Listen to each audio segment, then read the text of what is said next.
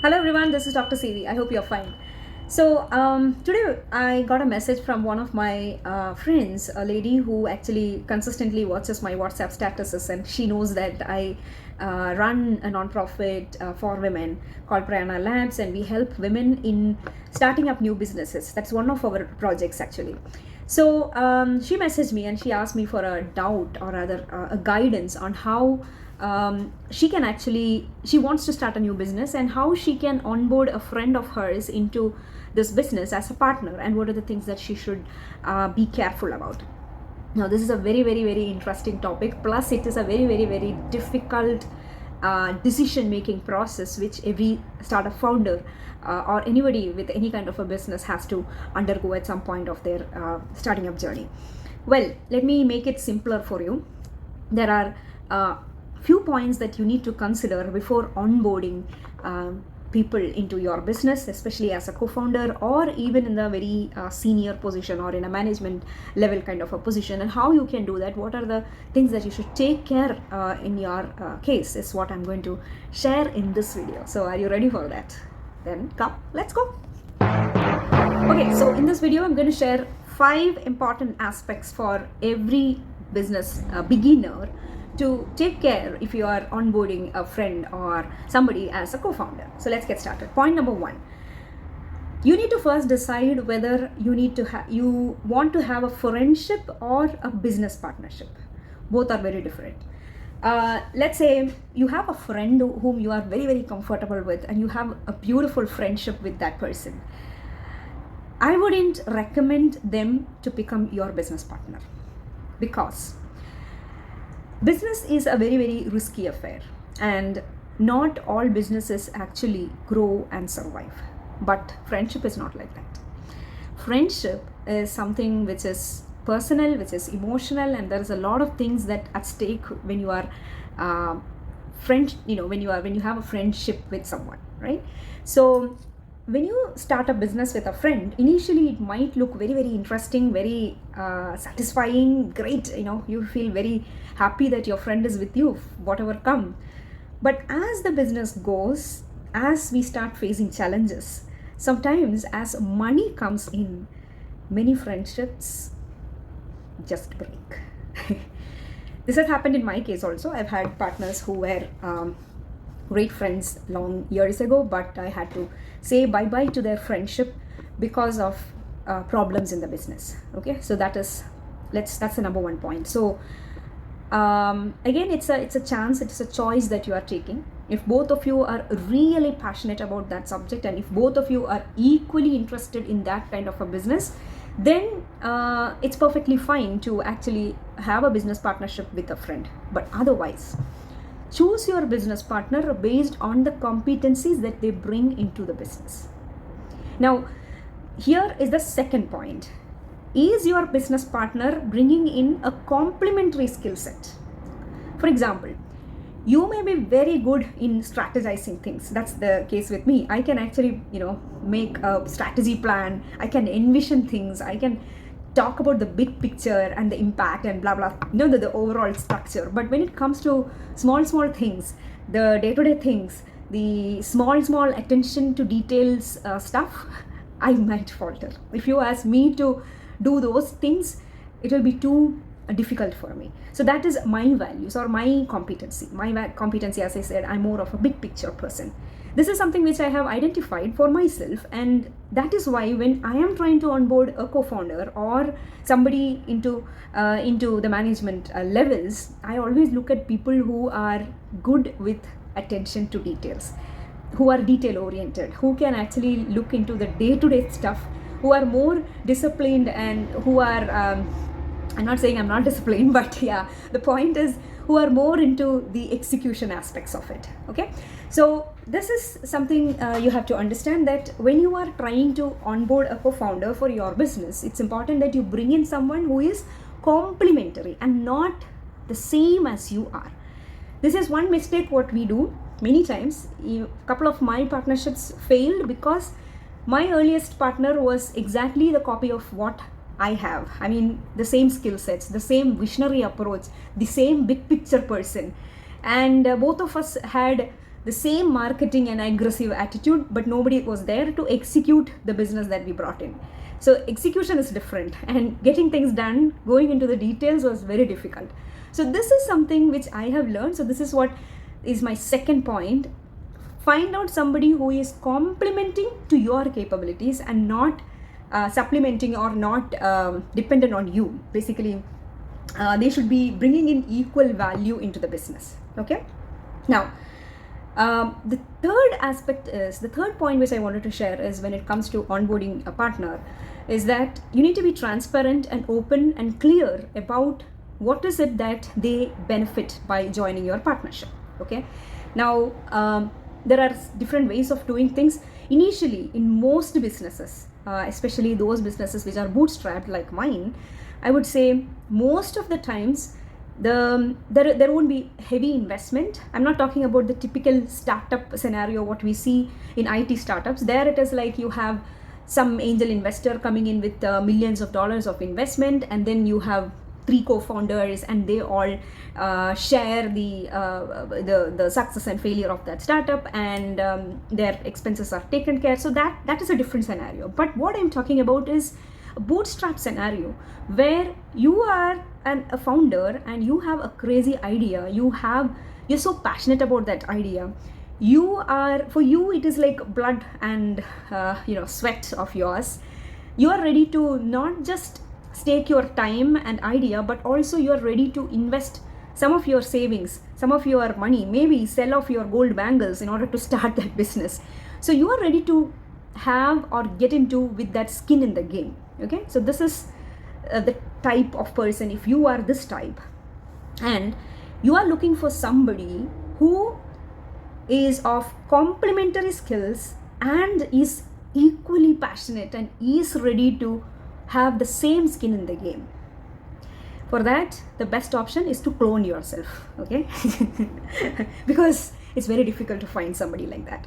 So the option here is to find out somebody who is complementary in the skill sets, who are, if not 100% passionate as you are, but if they can be passionate at least on the skill sets that they bring in. For example, you are starting an online shopping website, and you want your partner who is very passionate not about online shopping, but probably that person is bringing a skill set that he or she knows everything about maintaining a website, and is very passionate about digital marketing, is very passionate about online shopping, whatever. So basically there should be a complementary skill sets which that person brings in, and the passion is something which you will have to inject into that person to continue the momentum in the business. Okay, so the third point, as I said, is to have that kind of a partner into your business who is having that complementary skills and is ready to work with you with the same passion. Now here is where the most important question comes. Are they ready to work for no money, or are they ready to put money to work with you? Now that is again the question which you will have to find out and talk to your friend. If there are several such friendship based partners who are willing to invest on one business. Let's say you have a capital investment of 10 lakhs and they say that, okay, I'll bring 5 lakhs, I will also work, and you will also bring 5 lakhs, you will also work. So that is a typical scenario. Even in that scenario, I will say, if your team comprises of complementary skills, only then the business can be successful. Otherwise, there will be chaos. I'm not saying it will not be successful, but there will be a lot of chaos which we'll have to manage. As I said earlier, the scenario is very different when you have a big startup and there is somebody else investing. That is totally different. Let's not talk about that. That's the easy way. What I am talking about is a bootstrap method where you do not have any money. Whatever money you have is the 2 gold bangles you sold. That's all you have. And you are putting 24/7 or even 36/7, which means you are working day and night, and you are working on your business. You are ready to put that kind of an energy into your business. But your co-founder or your partner or anybody who is coming into that leadership role, are they also ready to work in what terms? If they are ready to work on no salary, or what is the percentage of margin commission or revenue model that you can propose to them, so that they don't lose the motivation and they are ready to work in that business on a long run. Okay, so the ideal scenario is one of the ideas which I normally suggest is probably, which is something which we also work in the Prayana labs. We have multiple startups running. Those startups where Prayana is investing, we have the leaders and the CEOs or COOs or the business heads who are part of the system. They are initially onboarded on a paid salary role, which may not be very high salary in comparison to outside companies. Probably if they go to work with some other companies, they may get twice or even thrice the amount what they get here, but they are getting an opportunity to build this startup and also get a consistent future stakes in the company when the startup or when the business actually becomes profitable. So this is one model of looking at it. Okay, there is another model is where you don't have to pay a salary, but you talk about a kind of a freelancer or kind of a commission based engagement, where whatever business is brought in by this particular partner, you pay that person for that particular project, and then your your terms ends with that. You don't have to give the so-called stake of the company in future.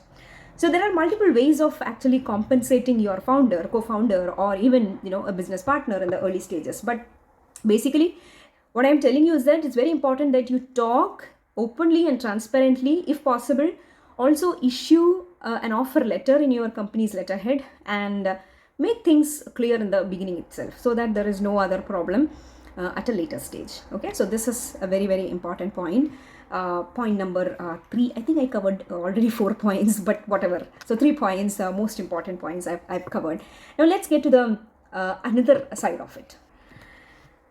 How do you give stake or share for this person, and do you want to actually register a company? Now this is a big dilemma that many people have. How do you register this initial business when you do not even know whether the business is going to be successful, whether the business is whether you will be able to make money as you plan? If that is the scenario, the best and the easy way to start off is always a proprietorship firm, which is like you are the founder, you have the bank account, you have everything with you. There is no other it's basically the liability is with the person who starts. So I would definitely call that as a skin in the game, because you are taking that 100% responsibility of that business. However, you also have an option to start a private limited company, which is in legal terms. It varies from country to country. In India, it's called private limited company. In US, it's called LLC, and other forms of or corporation, or so many other terms are there. So whatever is it, a limited company or a private limited company is a little more complex when it comes to the legal entity side of it, and it requires more efforts and maintenance, which means, to put it in simple terms, in order to maintain a private limited company and submit the audited financials and everything in the end of the year, at least to maintain a private limited company, you will have to budget 50,000 rupees per annum, because there's a lot of auditing and other expenses. Imagine. So when you are starting a small business, it doesn't make sense for to actually start or to go with a private limited company in the first phase. It takes a lot of time and effort. Unless you have that kind of an investment and money, I will not encourage that, especially for first time entrepreneurs. Once you have some experience in running your business, once you have started something, once you know that your business is, you are capable as an entrepreneur, you are ready to take that risk, you have developed that entrepreneurial skill sets, then I will give you that, or rather I would recommend that you start a private limited company. Until then, it's definitely okay to start in a a proprietary style.